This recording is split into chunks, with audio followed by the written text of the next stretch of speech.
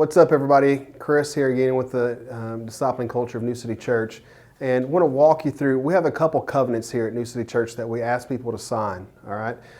One is from the spiritual parent to the person they're discipling. And then one is that once they have been released and they get brought into what's known as what we call brown to green. Brown to green is for all discipling leaders. Like if you are currently discipling someone or in a current season of abiding, if you've been released to go and make disciples, then brown to green is for you. It's a high invite, high challenge atmosphere where we bring you in 8 times out of the year to turn your faith white hot again, just to make sure that you're doing well. The reason we do this is we model this after Paul. Like if you watch Paul's missionary journey, it's like Paul would travel out and then he would turn back in and come through Jerusalem again, right? Jerusalem was the white hot center. And so he would come back into that center and then he would travel back out and then he would travel back in. It was when persecution became very strong that they urged him not to go back to Jerusalem. And he said, listen, this is my path. I'm headed that way, right? And it's in that Paul would eventually be in prison and sent to Rome and then eventually be beheaded.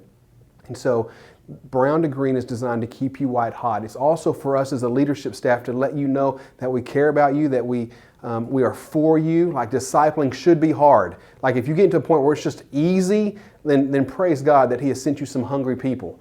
But most of the time, right? Most of the time it's not that way. Like there are people who are not hungry for Jesus. They want community more than they want to submit themselves to Jesus as a Lord. And so discipling can become very difficult for you at times, right? It's why we bring you into brown to green to let you know that you are not alone in this walk. We are trying to change the culture. We're trying to shift from lowest common denominator showing up to church to a church that Jesus is proud of. That when you read about the churches in Revelation, that we would not be a lukewarm church that He wants to spit out of His mouth. That He would be pleased with us. That we would not forget our first love. That He would be our first love and that we would live lives in submission to Him. All right? On any given Sunday, according to Ed Stetzer, who is part of the Lifeway research, all right, he published a study in 2012 on any given Sunday. The majority of your church does not know Jesus on Sunday.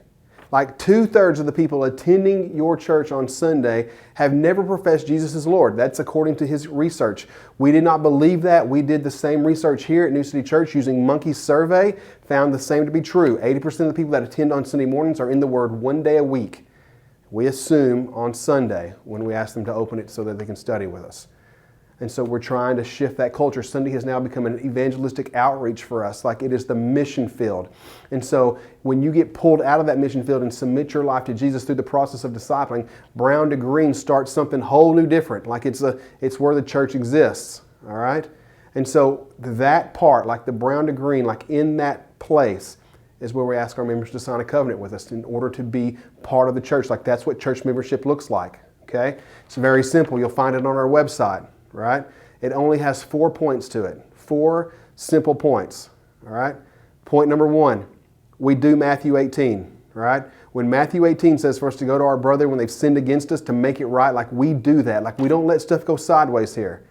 Here's what we want to push on is that Matthew 18, make sure you know you've been sinned against. And not that just your feelings are hurt, all right? There's a difference between the two. You've got to discern which one's which. If you feel like you've been sinned against, then it is your role to go make it right, right? Like you leave your gift at the altar and you go make this right. Like the enemy would like nothing more than to cause disunity in this body. And so we do Matthew 18. Number 2, we're generous with our money, right? That's simple. We're just generous with our money. How can we not be? Right? If we believe that God is who He says He is and He owns the cattle on 1,000 hills, then how are we not generous with our money? It does not mean that we need to tithe 10% to our local church. It does mean that there needs to be consistent giving to the local church, right? And so we push here, we say, we are generous with our money. Generous. Like 10% is the beginning for us, all right? Step number 3. Is that unless you are in a season of abiding, like unless you're taking some time off, unless you're just taking some time to gather your people of peace, unless you're breathing in Jesus for a season, you must have one intentional discipling relationship. Like that's what we do. The Lord has called us to make disciples. And so it doesn't make any sense for you to be part of the church when you're not making a disciple who can make a disciple. And so we commit that we do at least one intentional discipling relationship, meaning that if I was to go to the person and talk to them, they would say that they're intentionally being discipled by you, right? And so, and the fourth one is very simple, is that we do eight of these Brown to Green meetings a year. We ask you to attend 75% of them. That means 6 of them we need you at. The reason being is because we want to keep you healthy. We want to know that you're doing well. We want to see you. We want to love on you. We want to pray for you. We want to share a meal with you. We want to roll back into what Acts said. It's like the believers met together, they ate together, and they had everything in common, which we have all the same language. We're all trying to accomplish the same task. We're all trying to make disciples who can make disciples. We're all trying to push the kingdom out further. We're all looking for people of peace. We're all looking for breakthrough. Like, we're all doing this. And so we want you to be a part of that.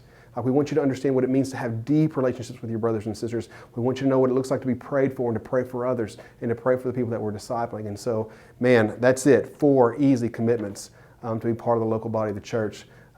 This is the covenant to be part of Brown to Green after you've been released from your spiritual parent. You can find this online. You can print this off. Sign it if you haven't done so, and get a copy to me or my buddy Randy Waller, and we'll go from there. Thank you, guys.